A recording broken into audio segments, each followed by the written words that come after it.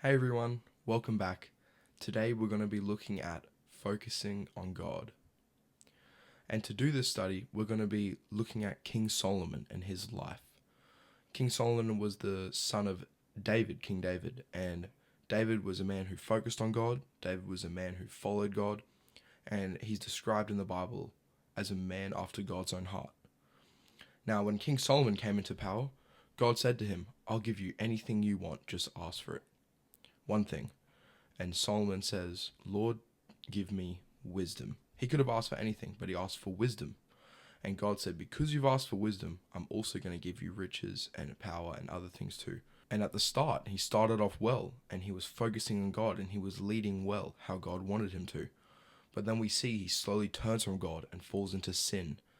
And we read this in 1 Kings 11.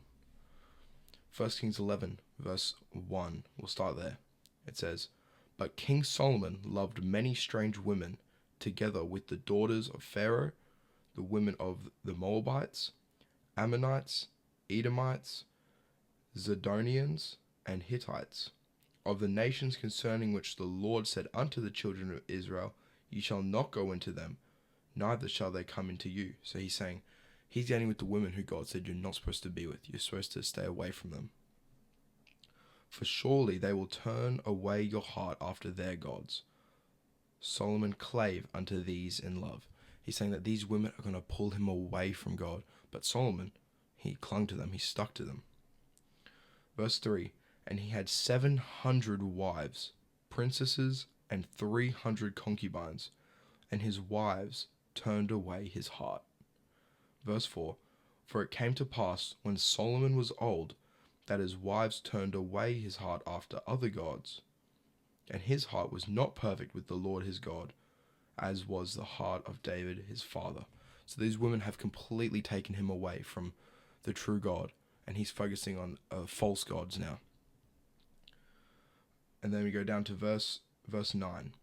"And the Lord was angry with Solomon, because his heart was turned from the Lord God of Israel, which had appeared unto him twice. And had commanded him concerning this thing, that he should not go after other gods, but he kept not that which the Lord commanded." We can see that Solomon's completely turned away from God. God's appeared to him twice, and he still said no and turned away from God. I don't know how he's done that, but the women completely changed him and made him follow their gods. And God was very angry with him, with what he's done. It says in verse 9, "And the Lord was angry with Solomon." He was upset with him with what he's done. But although he lived this sinful life in this part of his life, towards the end of his life, he actually turns back to God. And we find this in the book of Ecclesiastes. Imagine you're the wealthiest man, one of the wealthiest men of all time. You have riches and power. You're the king in Jerusalem. You have anything you want, you get. Anything you ask, it happens. And all your dreams, you've achieved them. All your aspirations, you've achieved them. And after all of that, would you be satisfied? And this is what Solomon writes in Ecclesiastes. This is what he's focusing on. We read in the very end of the book, the very last two verses, Ecclesiastes 12, verse 13 to 14. It says, "Let us hear the conclusion of the whole matter. Fear God and keep his commandments, for this is the whole duty of man. For God shall bring every work into judgment with every secret thing, whether it be good or whether it be evil." You know, Solomon, he had wives, he had money, he had power, he had everything anyone could want. And although he had everything, he's saying he had nothing.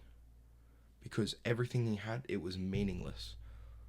And because he wasn't focusing on God, what he had just didn't mean anything. You know, the only way you can have a joyful life and a complete life is if you just focus on God and let him lead you, not going after your own desires like Solomon did. And you can see how it took him away from God. So throughout your life, when God says, do this, do that, do this, and do that, do it. Focus on God, and you will have a complete and joyful life.